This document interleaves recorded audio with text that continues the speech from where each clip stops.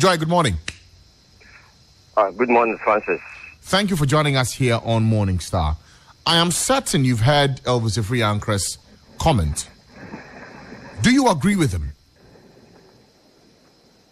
Francis, I do agree with him 100%.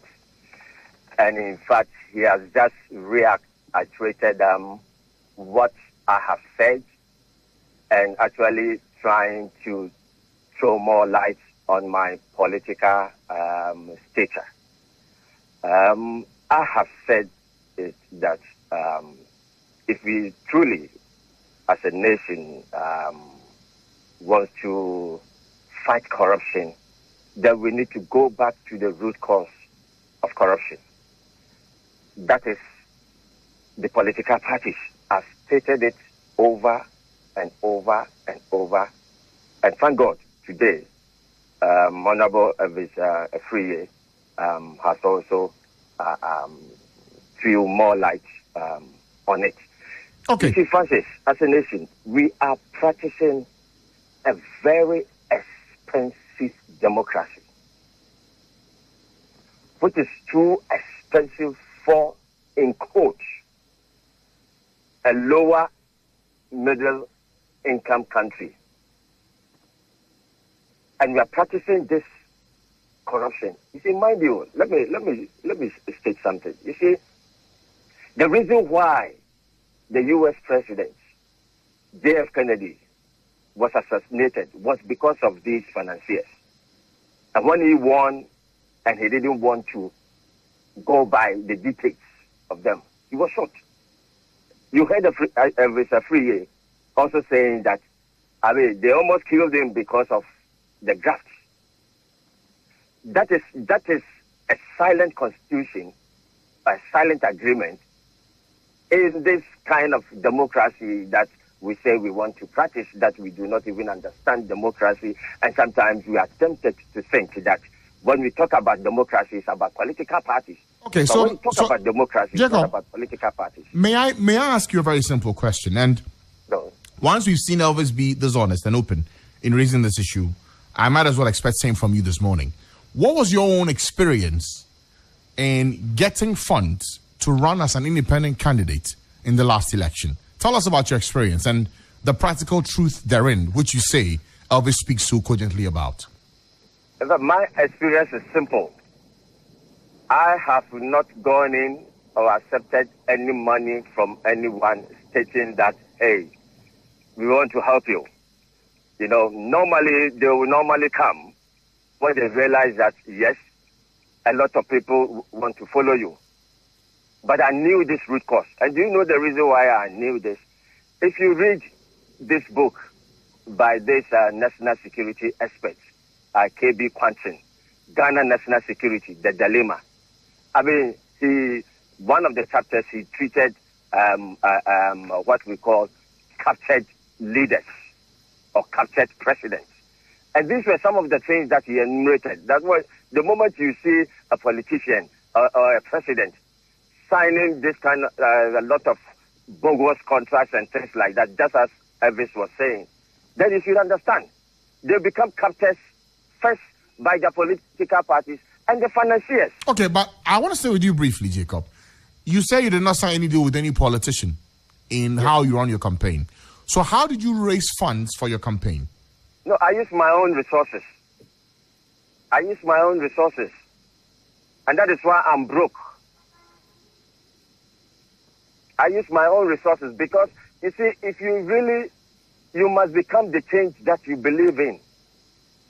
Okay, so you used all your resources. How much did you spend in the last election? Oh, this one I can't bring it out. But now. of course you can. Once you say you used all your money and you want transparency in everything that's with you, you might as well tell us. How much did you spend for the 2016 elections? Oh, you know, that is 2012 and 2016. You know that I use a lot of my brains and those around me, my team. They are all braining. And so we use a lot of our brains rather than using a lot of money. You said you're broke. I can say that. Mm-hmm. Sorry? You said you're broke because you use yes, of course, because you use your own resources. Your finances will come down. Okay. So how much did you spend? And I'm your sure businesses are attacked by your political opponents because they think that when you have money, you become more dangerous. And they attack your destiny. And that is what exactly Mahama was doing to me all the 4 years that he was in office. Why? You understand? Okay, Jacob, I want to establish this with you to further understand the depth of this problem. You say that using your own resources for this campaign, you're broke. There were other things too that affected your ability to run as a presidential candidate, including your business being targeted. But let's deal with the first issue first. How much, on average, did you spend to be president for 2016? Oh, for 2016, I didn't spend that much. Let me put it around, let's say, around, let me put it around 800,000. 800,000 Ghana cedis? Yes, around 800,000 Ghana cedis. 2012, how much did you spend? Yes. 2012, how much did you spend? 2012 was that one was quite substantial because I sold some of my properties to do that. And so, I mean, that one you were looking around, that one was around, let me put it, around $1.2 million or so. Do you regret spending that much? No, I have no regret because the mission that I have is actually to let us understand some of these things so that we will understand how to win ourselves. And what did you spend this money on? Sorry? What did you spend this money on exactly? No, you see, you know, transportation costs, those who will carry out your messages to the villages, you're moving across the country. You have pressmen with you, people with you, they will eat and things like that. You have T-shirts that you did to dash out and things like that. So you put money in all of these. Those who be going, they need transportation. You can't do that. And there are some people that you need to also pay them. Okay? You need to recruit them and pay them as workers because you cannot sometimes allow people to come. But of course, you just have a contract with him for a little period. After, say, 3 months or 6 months, it ends. They go back and then do their own job again and things like that. You see, these are the realities. When you see the billboards and things like that, when you see flyers, know that there's a cost. Yes. There's nothing which is free. I'm not sure it's lost on us that there is cost. But here's the thing for me. If it costs you this much to run a campaign, and all the things you say you spend the money on were important, is it a case of democracy in itself being expensive, or we have so monetized it and have not clearly defined the means by which we will find the funds to do our level of democracy as a nation? You see, as for me, I don't do that. I don't give money to people. But you know that with the political parties, they go to the extent of putting money in mattress box, making sure that they give individuals money. And you, the electorate, also, that is what you love it. You go and accept this money. And then at the end of the day, you vote against your conscience. Because some of them, they will let you swear against some deities before they give the money to you. I mean, we went to some village. And as soon as we got there, the people will say, you really have a message. But we sworn, it was around East Bia or so.